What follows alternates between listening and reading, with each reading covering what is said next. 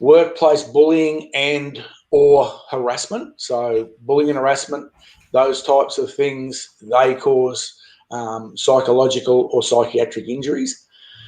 It might be unreasonable action taken by the management of the organisation that the claimant works at.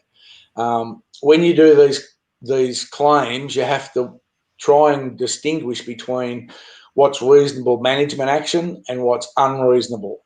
And the word unreasonable is the word that you use and you keep applying to what incident has taken place or what conduct has taken place in a workplace. And that's where you address with both the claimant and or the managers, work colleagues, everyone else. You've got to try and ask your witnesses, were you present when the incident happened? Yes. What happened? And then you say, how did you think, what was your thoughts in regards to the action that was taken or the event that happened? Was it unreasonable or was it, reasonable? Reasonable management action is things where supervisors and managers are basically getting the workers to basically do what's in their job description. There's nothing unreasonable about doing what's in your job description or what your job position entails. Sometimes you'll find managers that will take a dislike to a claimant, and this is fairly common. They might take a dislike to the claimant and then they try to performance manage the person out of the workplace by shifting the goalposts, being unnecessarily critical, giving them disciplinary sort of actions in regards to work that hasn't been done on time when they set really tight time frames. So it might be, as I said, single event, or it might be a series of events put together. So the workplace bullying and harassment and the unreasonable action taken by management, or it can be other work colleagues too.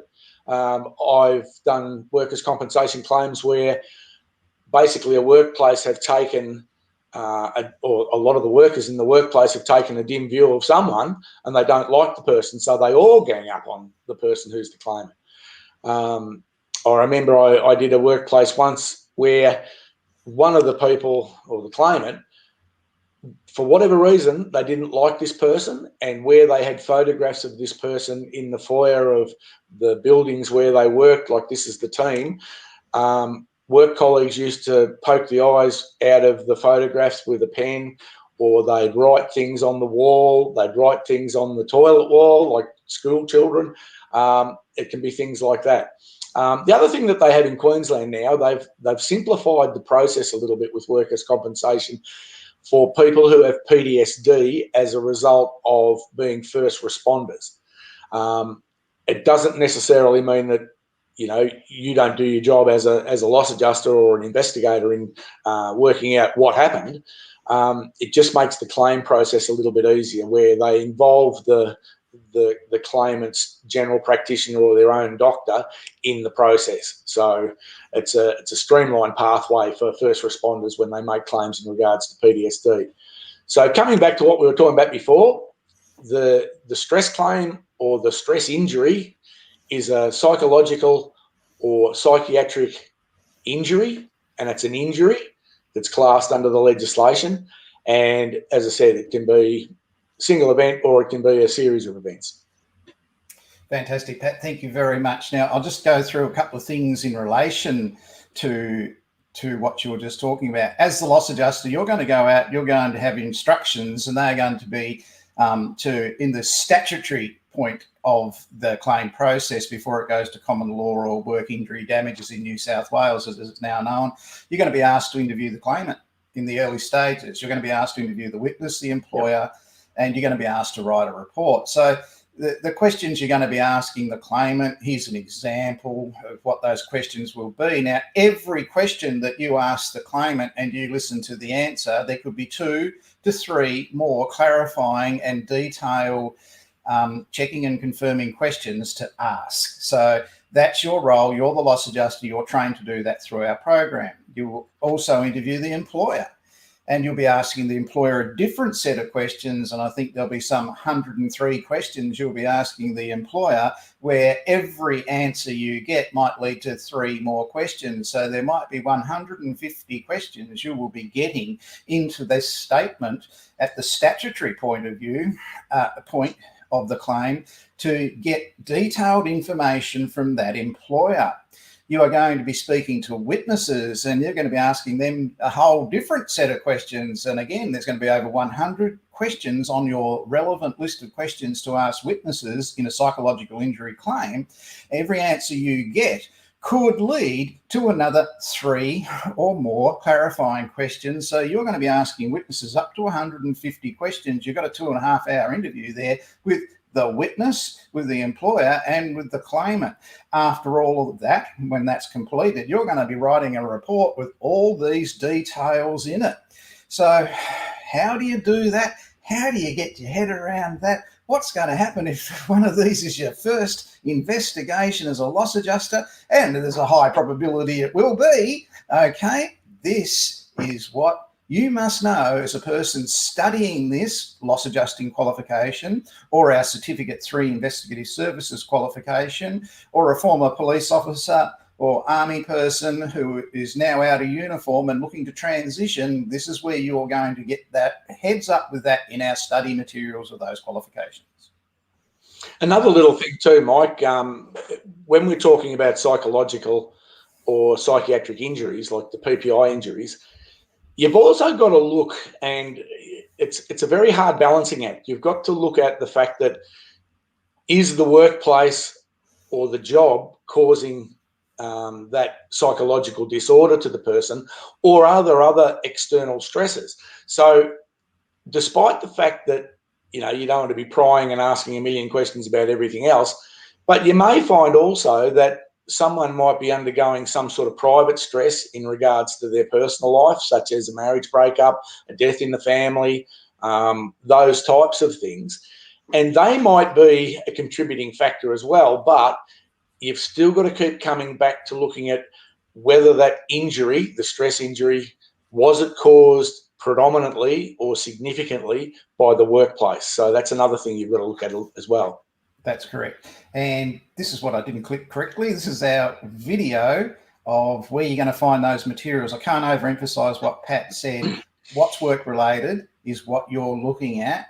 Okay, now there is a little bit of allowance for what's not work related, but you focus on what's work related. Here's where you're going to learn how to do this in our study materials. If you are studying the Diploma of Loss Adjusting, scroll down to the unit Evaluate Collected Information and Report Findings in Loss Adjusting. From the top, just scroll down to topic 4.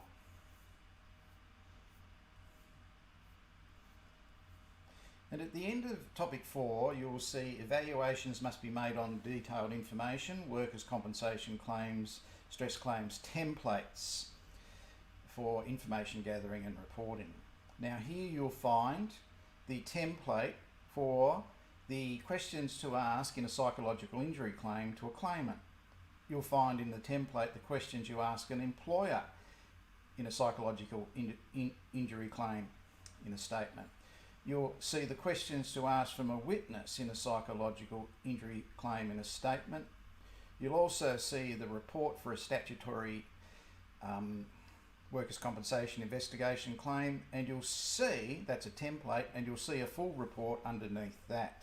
These are very detailed documents. All those questions for the claimant, employer and witness can be up to 105 questions. Every answer you get to a question could lead to 3 more questions. It's very detailed. This is a very serious subject. Someone's mental health is riding on this claim. So it is something that must be done correctly, and the person who's doing it must have empathy, must have the ability to ask probing questions, and an ability to report facts. The workers' compensation insurer wants to hear facts. They don't want emotions, they don't want innuendo, they don't want guesses, they want facts. In the Australian Security Academy Diploma of Loss Adjusting course, that's what you learn to do. If you are studying the Certificate 3 in Investigative Services, go to your Moodle course, scroll down to Conduct Factual Investigations, scroll down to the final topic on your Moodle menu in that unit, which is Finalise Factual Investigations. And at the end of that topic, you will see complete workers' compensation, psychological injury, factual or circumstance investigation templates with completed example reports. Now, if you're studying Certificate 3, you're going to be doing psychological injury claims. So all the templates you'll be using with up to 100 questions each, with potentially 3 more questions with every answer. So 3 questions for every claimant, employer, and 300 questions for every claimant, employer and witness is potentially there, or more. It's all there for what you're going to be doing. Plus there's an example report, which is a psychological injury report, and there is a template for the report as well.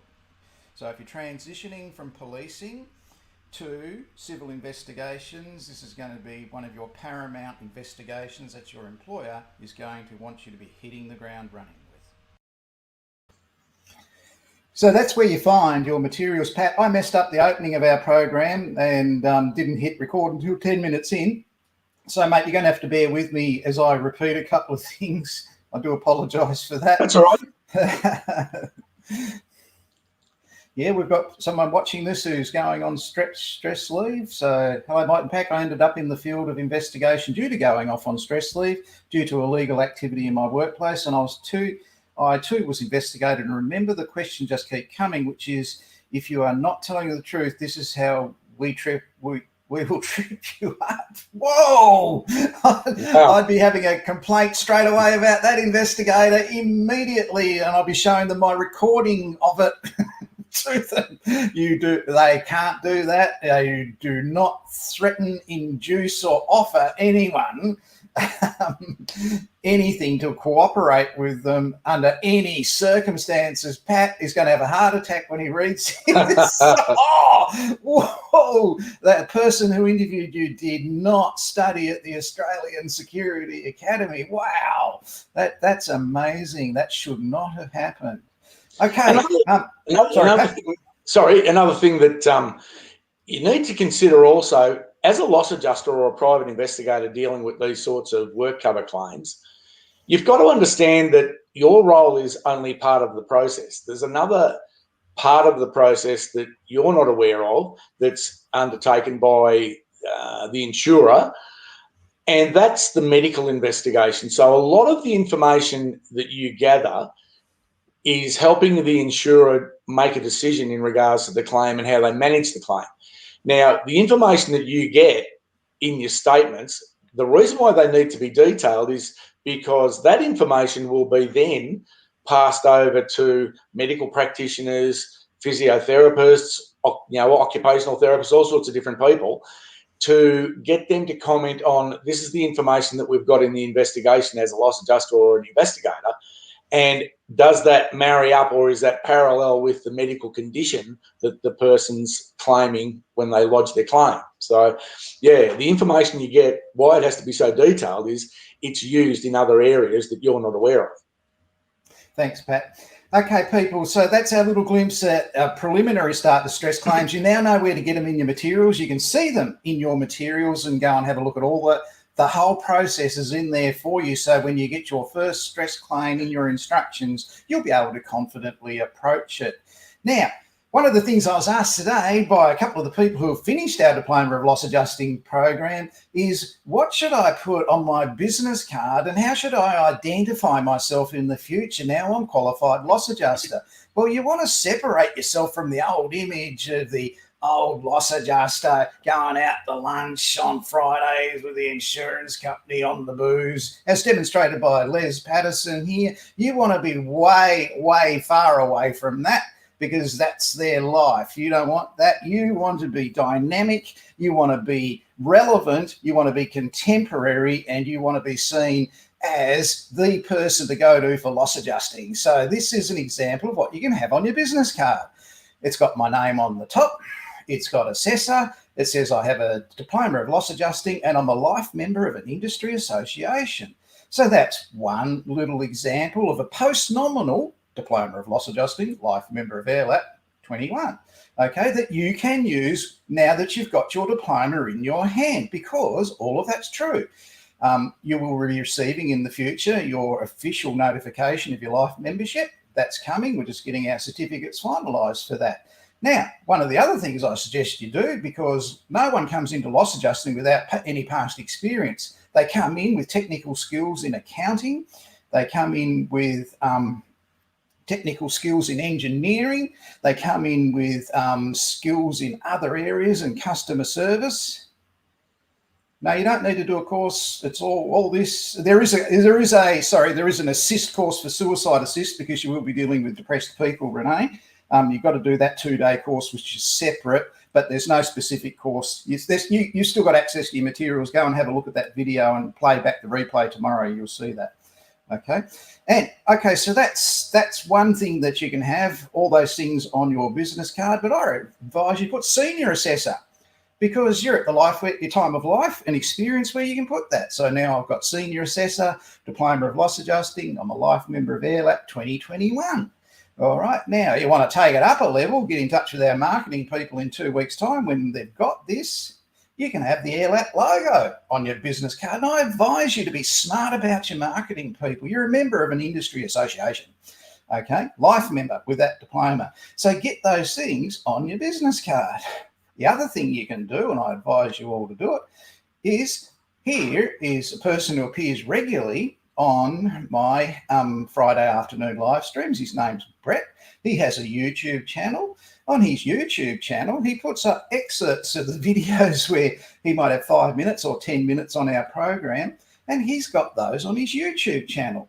So he's marketing himself as a contemporary industry professional who's, alive and vibrant and enjoys his job, and he's got a specialist area, and you see how relaxed and comfortable he is. He's marketing himself that way. So get in touch with me and get interviewed by me on our Friday afternoon live stream in our weekly investigation program. So use your business card with that post-nominal, get yourself out there, take it up a notch now, and ride that diploma home, because you are the emerging person with the solutions for the future for clients in a whole range of government, corporate and private settings in relation to your work. So get onto that. Now, really sad news today came out of Queensland, and up in Maryborough. We refer back to episode 6 last week, where I was talking to you about general insurance public liability dog bites. Now, you were going to investigate these, and we went all through how it goes and what the issues are and some of the statistics, and you can see it there. And we talked about little children, infant children being the most bitten. In Maryborough today, a lady aged between 30 and 40 was mauled to death by 3 dogs at a home in Maryborough.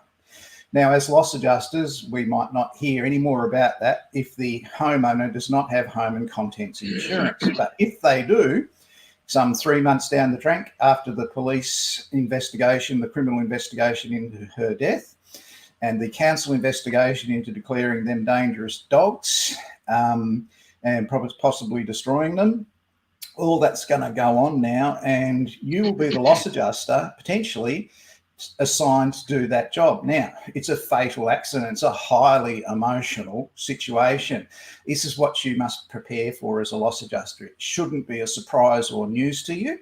And if you are concerned or worried about that sort of thing, we're going to have some more hints and tips in the future coming up on how to deal with that sort of stuff. Pat, thanks for coming in and sharing that with us about psychological injury and stress claims, mate.